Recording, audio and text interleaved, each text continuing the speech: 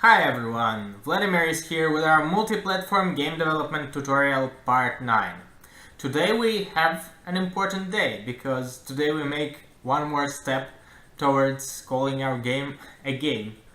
We're going to add the possibility for the player to lose the game, and to do that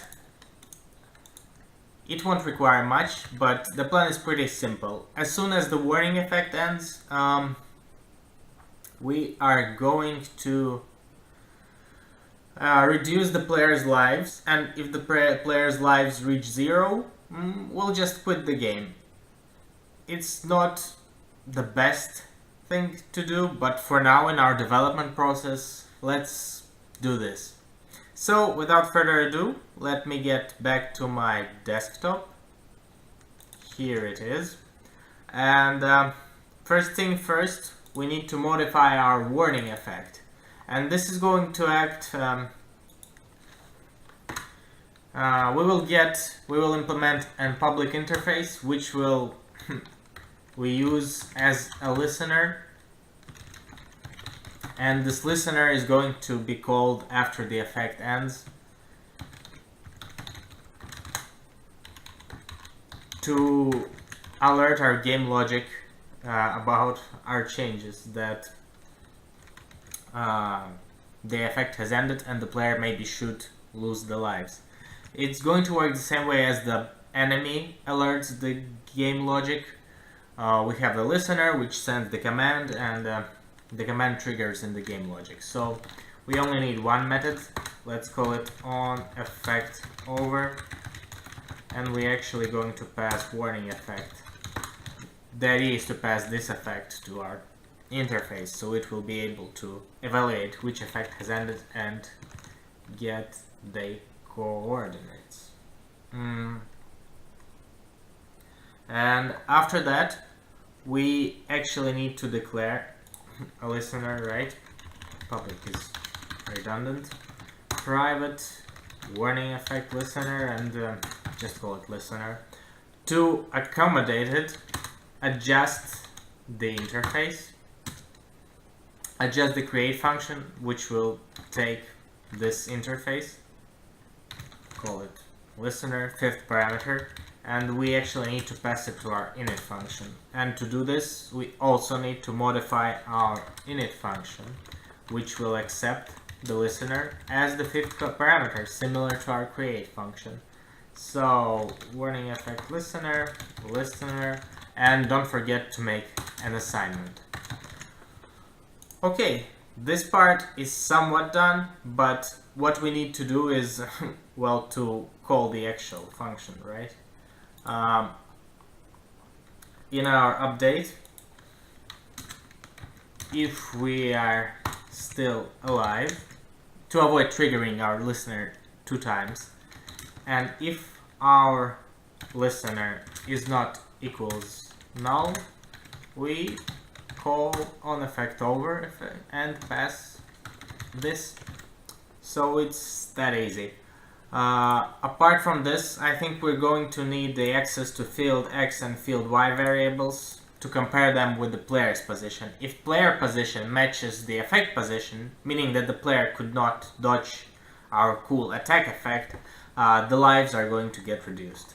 So let's create some getters for our field X. Public integer get field X and return.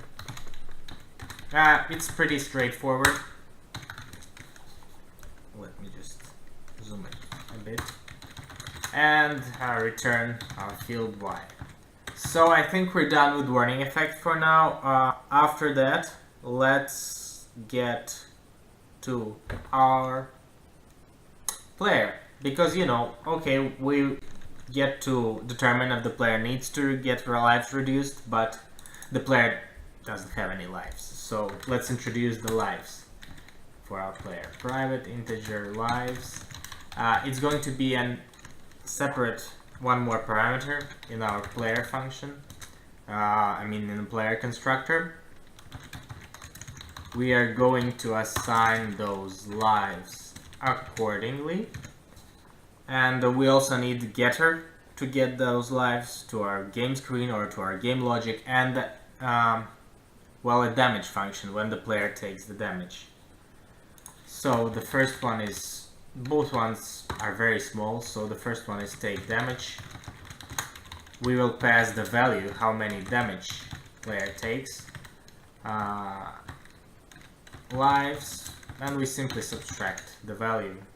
And you know what, if our lives are lesser than 0, then lives are equal 0, so there would be no ugly, live displays for the player. And another one is the getter, which will return the lives of a player.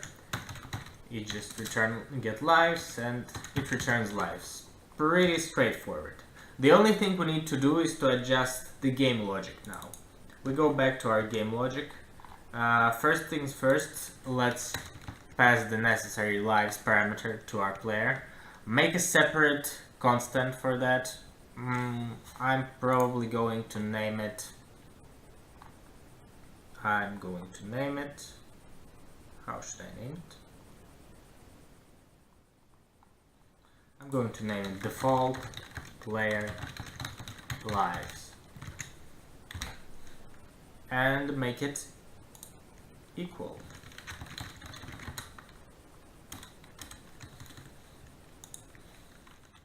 Three by default.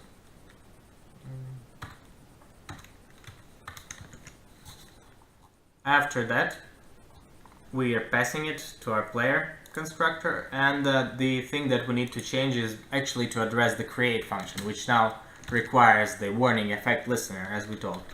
So we're going to pass this, the game logic, to it, but the game logic needs to implement the warning effect listener. So we just add the warning effect listener in our declaration, press Alt and Enter, and automatically implement the missing method. So what it's going to do, we're going to check the coordinates of the method and compare them with the coordinates of the player. And if those coordinates match, player takes the damage. So basically, if effect field X is the same as player field X, and effect field Y is the same as player field Y, then we're going to take the damage. Just take 1 damage for now. And if player get lives equals to 0, well, equals to 0, we exit the game. GDX app exit.